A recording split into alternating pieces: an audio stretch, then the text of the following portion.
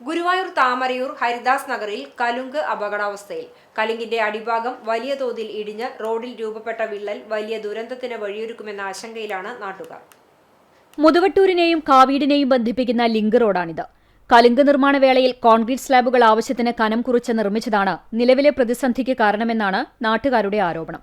സ്ലാബിനടിയിലെ മണ്ണ് പൂർണ്ണമായും ഒലിച്ചുപോയതോടെ 2-3 ആളുകൾക്ക് സുഖമായി നിൽക്കാൻ പാകത്തിലുള്ള വലിയൊരു ഗുഹയാണ് കലുങ്കിന് താഴെ രൂപപ്പെട്ടിട്ടുള്ളത്.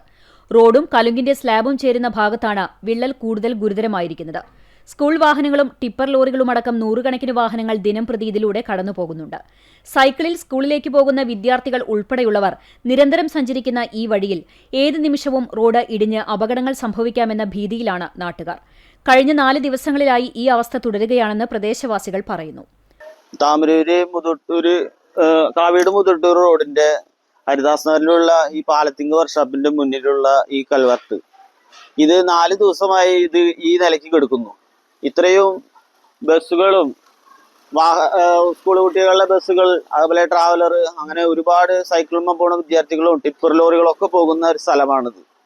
അപ്പൊ ഇതിന്റെ അടിയിൽ വലിയ 2-3 ആൾക്ക് നിൽക്കാനുള്ള ഒരു ഗുഹയാണ് ഇപ്പൊ ഉണ്ടായി നിൽക്കുന്നത്. അത് എത്രയും പെട്ടെന്ന് PWD അത് നേരേക്ക് തരണം എന്നാണ് ഞങ്ങൾക്ക് പറയാനുള്ളത്.